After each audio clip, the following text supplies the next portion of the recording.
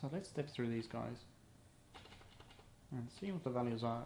So if we look at the left quadrant, left is 640, the top is 720, right is 1280. Oh, that's beginning to look suspicious already. The left should be 0. So this computation is incorrect. Actually, the left quadrant looks exactly like the right quadrant. And the right quadrant looks like the correct quadrant though. The right should have a larger X. So it's almost like they have been completely put the wrong way around. So why is that happening? The player position looks okay. Like our window is 1280 by 720. So that's right. X and Y there looks correct. So the real question is, why did this get initialized to these values? It almost looks like the left quadrant has been assigned the wrong values. So let's step through this carefully. So the player position's X 640 and the half quadrant size is 320. That gives us an X, and the Y is 360 plus 180. So if we do a little calculation here, so we'll just get a calculator up. So let's do that again. So our player position is X is 640 plus 320 gives us 960. That's just for the X.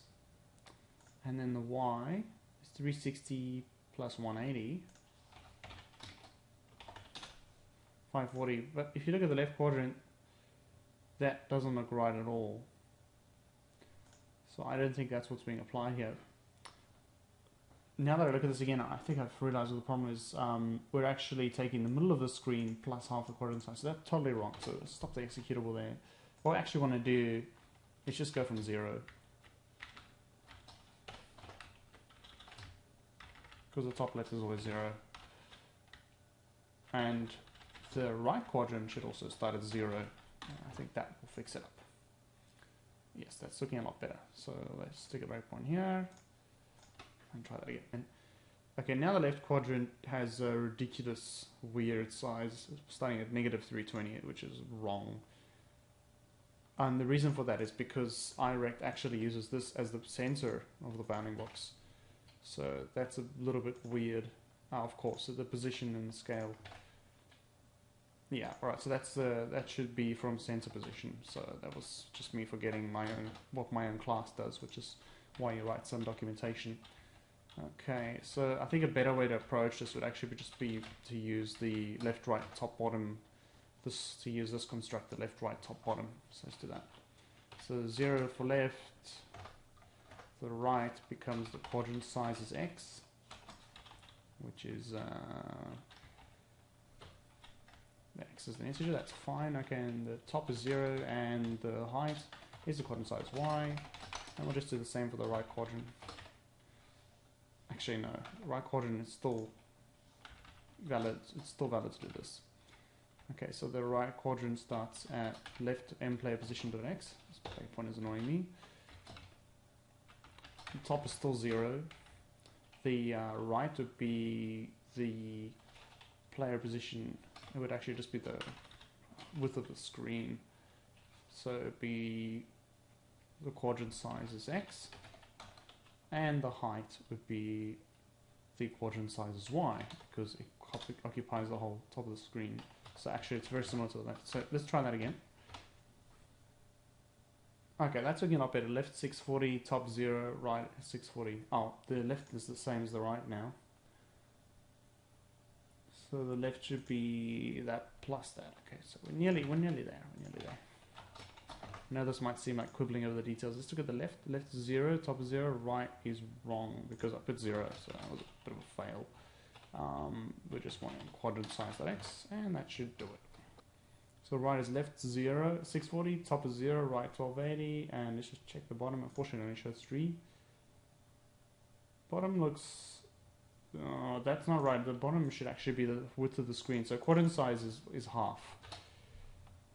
So what we should actually do is make the quadrants be occupying the full height of the screen. That looks okay. Alright. So it's sort of a progression you have to go through here to get exactly the values that we want, because everything else depends on this. So now the right quadrant is 640 to 1280, that's right. Top 0 to 720, that looks perfect. And the left quadrant is, left to right is 0 to 640, that's about right. 1280 divided by 2. And the top is 640, that is wrong. The top should be 0 for the left quadrant. That's because I put this in here for some reason. Oh, that's the X. The top should be 0 as well. Okay. One more go, and I think that'll be right this time. So left is now 0, 0, 647, 20. That looks right. The right is now 640 to 1280, 0 to 720. Perfect. Excellent. So now if we run it, we should get a pretty good idea of what our quadrants are going to look like. Okay, so this is really interesting. These 2D drawing functions are going crazy now. They're drawing stuff all over the shop. If you look closely here, you'll see that our rectangle is actually starting here. So let's investigate a little bit in Visual Studio why that's happening. So what we want to do is actually just stop it. So the left quadrant goes from the left. We should actually use the left quadrant's top value here. So this is the first one being drawn as red. We don't see that at all. We do see the green one. So there's something interesting going on about the green one. So we may need to look at it more closely. So it's using a top left, which is what this is 640 and 0. So what I think is going wrong here is that the sizes are being miscomputed. So 640 minus 0 will give you 1 of 640 wide. 720 minus 0 should give you 720. That looks okay to me. I'm not really sure why that's not working. The alpha is 255 as well. This is very interesting. We need to figure out why this is happening, obviously. One thing we can do is to make it a little bit more. This is a bit anal to do this, but we can use the top. They should be 0 anyway, but just for completeness, make it a bit less confusing. And maybe what we should do is actually compute the deltas. Int left quad width. In fact, let's give these irect things a width operator.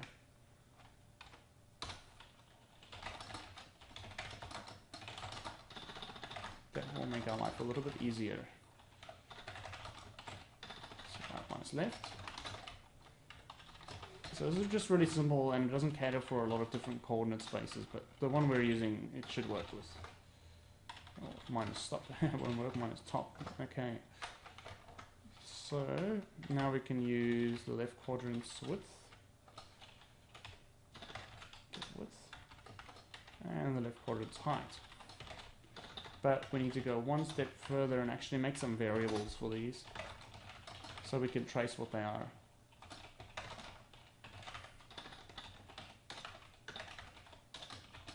The IntelliSense is actually a very, very good, useful friend here, and we can actually convert these into some CIWS vec2s.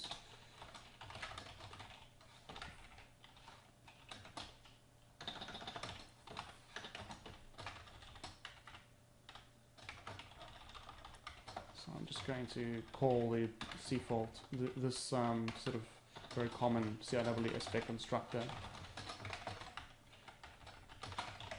and m right quadrant width, and then we could just use that instead of doing it over there, so we can use left quad. The nice thing with this is it actually allows us to boil it down to a single line function call.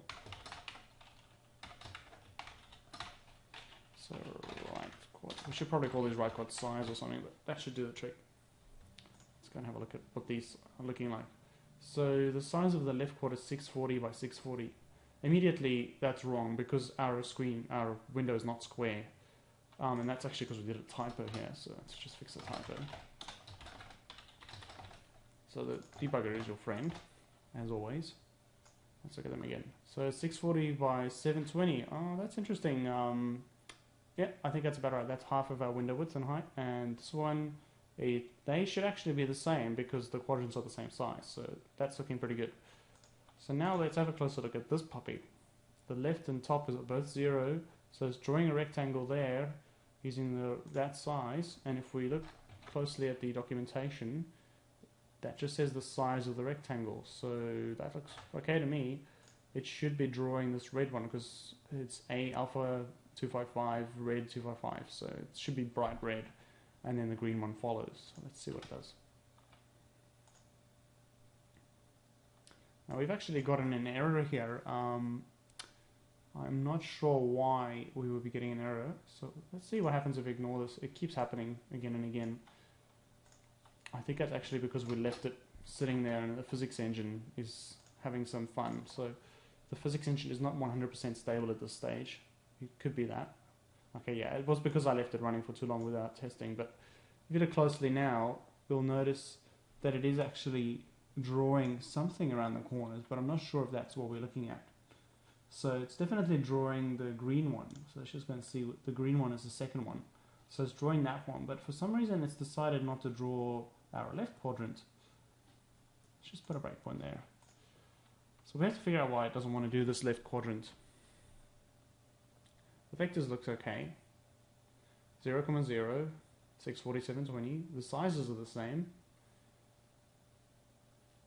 That's very interesting. What I'm going to do here is, when I don't know what's happening in these situations, it often helps to have a little bit of fudging going on and try out a few different values and see exactly why this engine is being so picky with drawing these things. So we're going to make some static ints. We'll just call it my x. We're going to nudge the value around a little bit.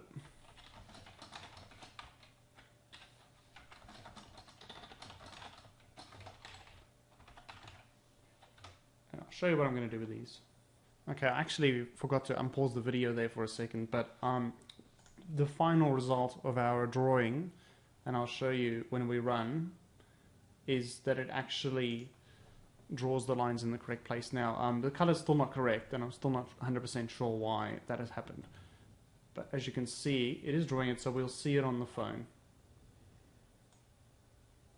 So if you look here, it's kind of hard to see, but behind the FPS there's the blue one, and down here there's the blue one, and the green one is also being drawn. If you look here in the bottom right hand corner, it's all being drawn. So we know our quadrants are now in the right place, which is critical. Now if we go into our boosters, we're going to be deploying to the device in a few minutes.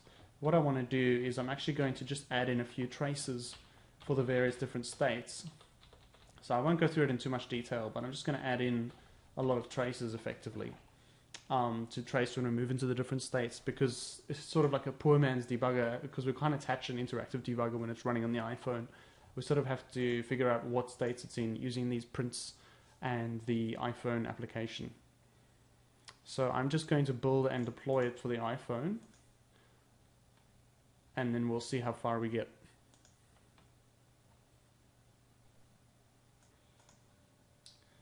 Okay, I'm back.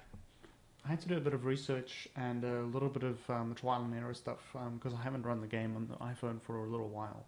So it took a little bit of effort to get it compiling and deploying again, but that's all fine now. I discovered that the iPhone configuration tool, which is provided by Apple, actually doesn't really reinstall stuff for you if you hit the install button and uninstall button, so that was a bit of a pain.